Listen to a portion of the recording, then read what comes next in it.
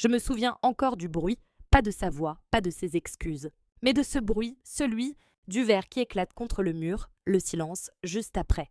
Et mon cœur qui bat si fort qu'il couvre tout le reste, c'est à ce moment-là que j'ai compris que l'amour n'avait plus rien à voir avec ce que je vivais, qu'il n'y avait plus rien de doux, plus rien de sûr, juste la peur.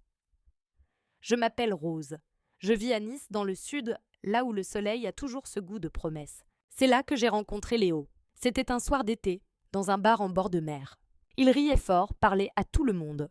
Il avait cette assurance, ce magnétisme qu'on remarque tout de suite.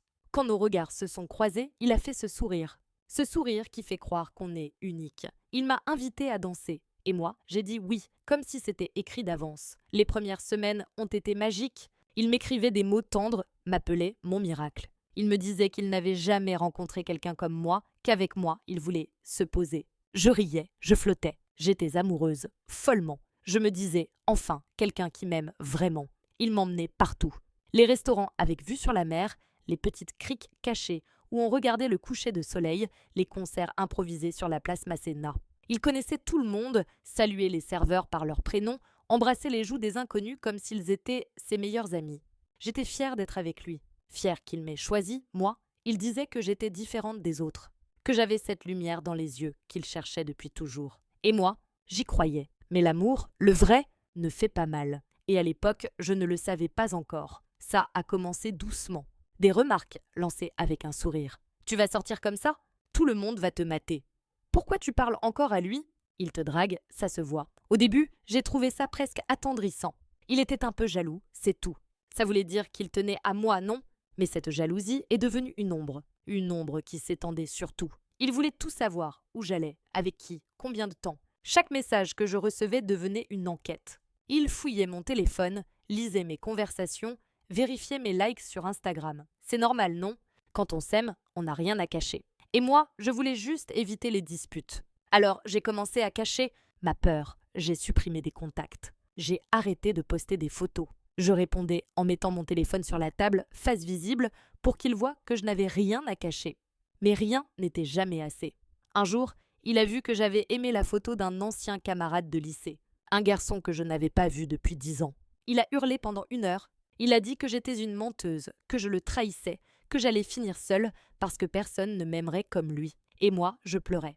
Je m'excusais, alors que je n'avais rien fait. Je me souviens parfaitement de la première fois qu'il a levé la main, c'était un dimanche après-midi.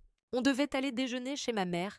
Je m'étais préparée, j'avais mis une robe bleue, sa préférée, mais il a vu une notification sur mon téléphone. Un message d'un collègue, « Bon week-end à lundi », c'est tout. Rien de plus, son visage s'est transformé. Ses yeux sont devenus froids, durs. Il a crié, m'a accusé. Et quand j'ai voulu lui prendre le téléphone pour lui montrer que ce n'était rien, il m'a poussée, forte. J'ai heurté la table. Le bruit du verre qui tombe et ce silence après, celui dont je te parlais au début, je me suis recroquevillée, incapable de parler. Et lui, il s'est effondré à genoux, en pleurant. « Pardon Rose, je t'en supplie. » J'ai paniqué. « Je t'aime trop. Je deviens fou quand je pense te perdre. » Je l'ai cru.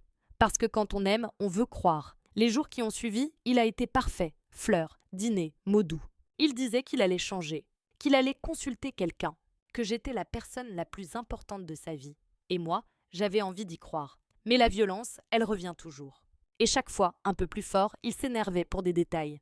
Une assiette mal rangée, un mot de travers, un regard qui ne lui plaisait pas.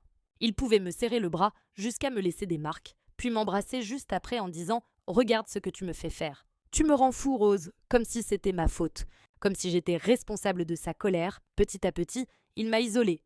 Je voyais moins mes amies. Il disait que certaines étaient mauvaises pour moi, qu'elles me montaient contre lui. Je ne répondais plus à ma mère quand elle appelait.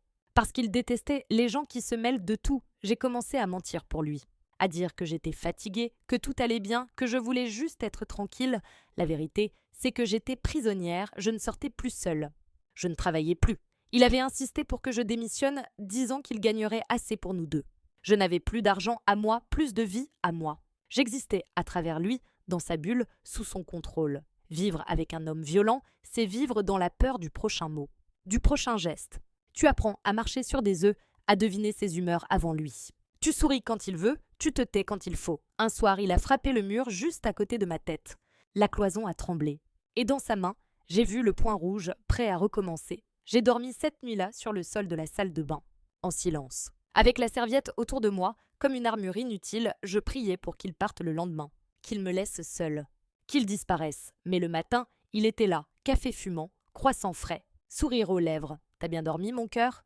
Comme si rien ne s'était passé la dernière fois, il n'a pas visé le mur, il m'a frappé.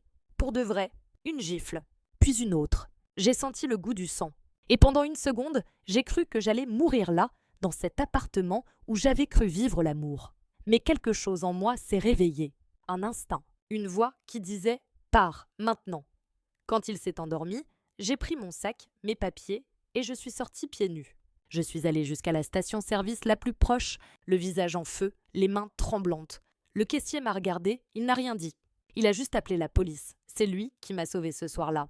Un inconnu. J'ai passé plusieurs semaines dans un foyer. Puis j'ai commencé une thérapie. C'était difficile, humiliant même au début. Dire les mots. Reconnaître que j'avais accepté l'inacceptable. Mais chaque séance, chaque mot, chaque larme était une victoire. Je me suis remise à peindre, à marcher sur la promenade des Anglais, à regarder le ciel sans peur. La première fois que j'ai ri de nouveau, c'était à cause d'une petite fille qui a couru après une mouette. Je me suis dit, un jour, moi aussi je veux sourire comme ça, sans peur. Et petit à petit, j'ai reconstruit ma vie. Pas comme avant, différente, plus forte, plus consciente. J'ai trouvé un petit studio près du port. J'ai repris un travail, j'ai recommencé à voir mes amis, ma mère. Elles m'ont accueilli sans jugement, avec juste de l'amour. Celui qui guérit. Si tu écoutes mon histoire et que tu reconnais quelque chose, si ton partenaire te fait peur, s'il te rabaisse, s'il te contrôle, s'il dit « je t'aime » juste après t'avoir fait mal, alors écoute-moi bien, pars, ne cherche pas à comprendre. Ne cherche pas à l'aider, sauve-toi, ta vie vaut plus qu'un « je t'aime » brisé. Je m'appelle Rose. Et moi aussi, j'ai cru qu'un homme pouvait changer. Mais j'ai compris que le seul changement possible, c'était le mien. Aujourd'hui, je ne vis plus dans la peur. Je respire. Je suis libre. Et si je peux l'être, toi aussi tu peux.